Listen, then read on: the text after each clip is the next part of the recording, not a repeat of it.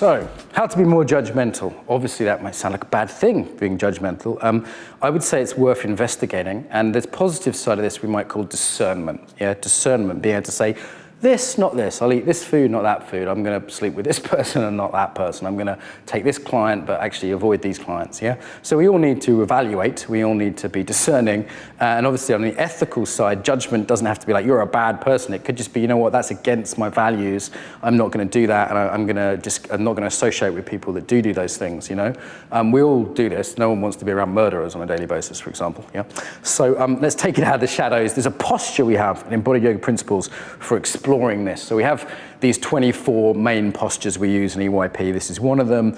I've noticed this just archetypally. So I've taught all around the world. And what I noticed was when I was doing a seminar and someone was judging or assessing what I was doing, they'd always go, yeah.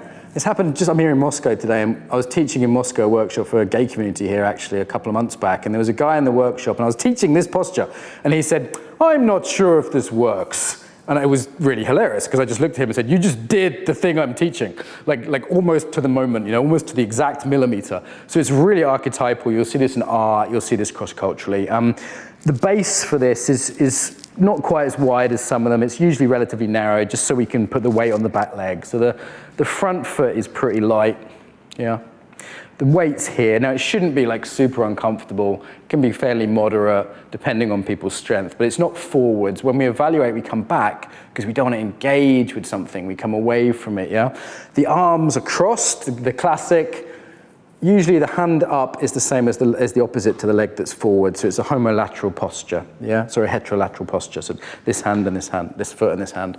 The chin goes up slightly, so this is a bit different. It's like, this is, I sometimes use if you don't have a beard, I highly recommend you get one. You can have a fake one if you don't grow one, and just give it a stroke, and it's that, you can imagine you have a long white beard. And you can put a finger up, like, It's like you're not saying anything yet, you're evaluating. Just the chin up a little bit has this quality. And it's like, You might even feel this if you look directly at the camera. I look directly at the screen, sorry, as I look at the camera. You know, you can actually practice with me. You know, like, how is it to be evaluated? My YouTube viewers, I'm not sure about them. Or it might even be positive. It might be like, you're awesome. You are the best YouTube subscribers ever. Yes. Yeah? So we don't just evaluate negatively. We go, wow, awesome. Yeah, we do that all the time. So this you can do either side, obviously. So this posture of evaluation, we can explore through the normal inquiry process of EYP, embodied yoga principles. Is it familiar? Some people do this and they're like, yeah, I do this all the time. I do this way too much. I do this a lot. I'm very much a discerning person, too much so sometimes. I can be quite critical of ideas particularly, and it's an issue for me that I do this too much. Other people are too open. If we contrasted this with open posture, for example. This is yes posture. It's another back-weighted posture, but this is being open and receiving. Yeah. Yeah, nice yes posture. Not here, if you're watching this and you're a teacher, hands to the hips. Yeah, not giving, it's different. Yeah, spine concave. Yeah.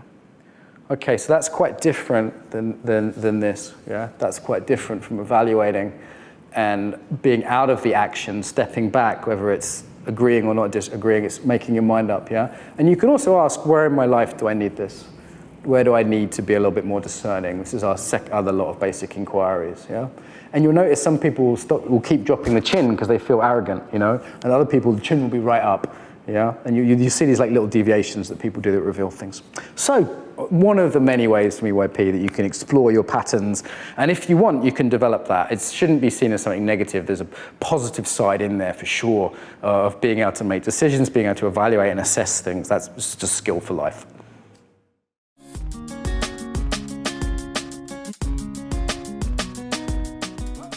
So I hope you enjoyed that video. If you did, you can subscribe to the channel, hit the bell. More importantly, however, get the newsletter. So the newsletter you do, is that right? In the box here?